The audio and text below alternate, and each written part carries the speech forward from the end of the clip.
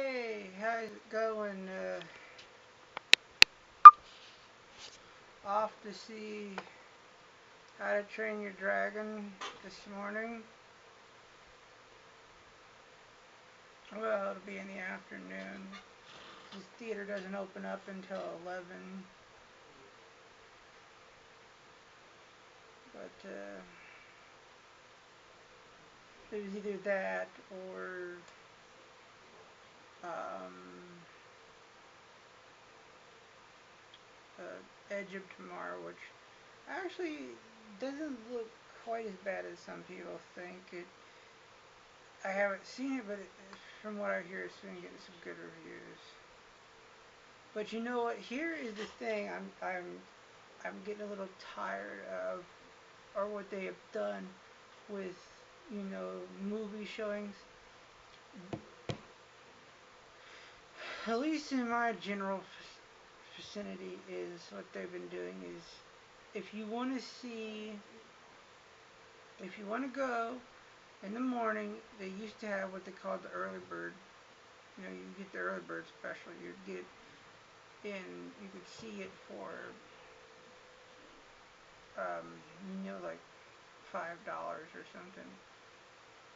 But now what they're doing is the movies that you want to see, they're showing them in 3D. That's what they're doing. They're showing them in 3D. And they're showing the other ones, the same movie, in 2D later in the day. Which I don't think it stills quite as much, but you're going to pay $8.50 or something. And I don't like that. I don't like what they're doing. They're doing that to get people in there to see that 3D, because they know a lot of people don't really care about 3D. But I said, well, I'll go and I'll see How to Train Your Dragon in 3D, because I heard it was supposed to be really good. And also it's a movie was supposed to be made for that.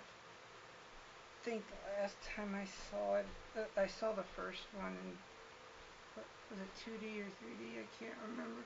But I remember I really enjoyed watching it in theaters. So I hope this is as good.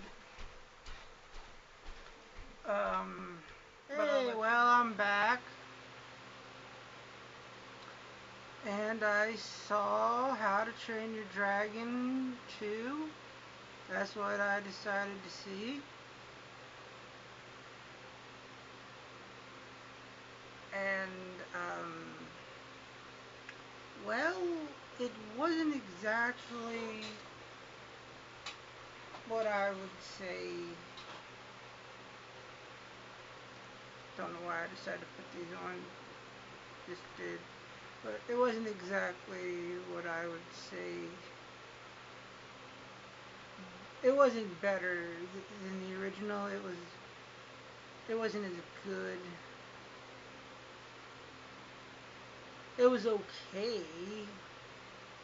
There was a lot of things that didn't make sense. It's what I would call a colorful movie. It was colorful. A 6-year-old would like this. The original film was very dramatic, and it just felt like you were there, and like it was a lot better. You're learning, you're bonding with, it's like you're bonding with another creature, with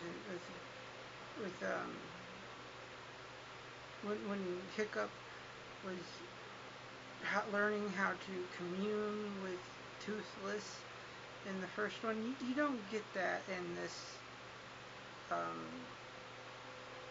sequel. I mean, they did a good job on the CGI. Hiccup looks good for, he's supposed to be like 20. But for some reason, Toothless looks smaller. I mean, they're supposed to be the same age. I don't know. Maybe it's because Hiccup got bigger. I don't know. But Astrid, I did not like the way they made her look, because I just realized her teeth look like fangs like this. But uh,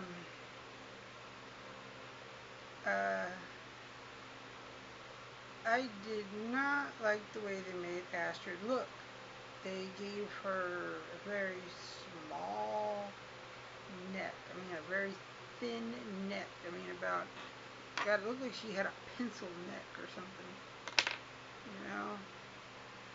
And then her eyes, she had like these bags under her eyes when you first see her. Like, she looked like she had pneumonia or something. But no, the voice acting was good, but the story was not very compelling. It just wasn't, and especially when you already know who the mysterious figure is from watching the trailers. I mean, it's his mother. Oh, it's his mother. We already know that.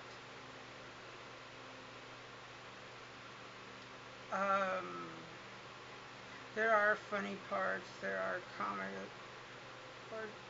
The most interesting part to me about the whole film was this sword thingy, this fire lightsaber thing. That's what I'm calling it, because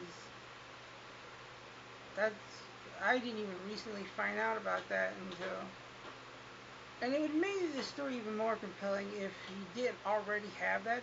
If that's something, like Hiccup said, oh, I gotta build something, go back to the cave like Iron Man, I built this in a cave with a box of scraps,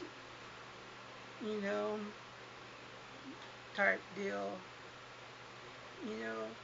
and I'm sitting there, I'm looking at this thing, and I'm like, so I'm thinking, I'm trying to mentally assemble this thing. How would this thing actually be able to be put to, work? And I'm like, how? But that's the most interesting thing I found about it.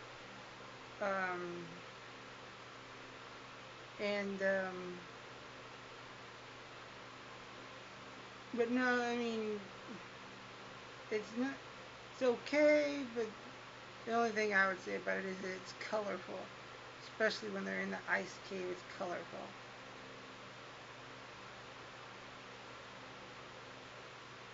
But other than that, it's not really worth it. I mean, wait till it comes on DVD.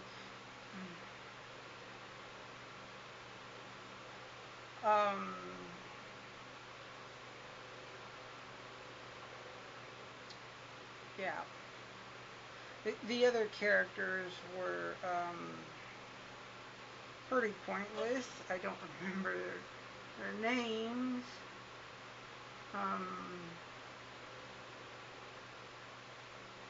That's probably how, I think that's how memorable they are. They're not the, what?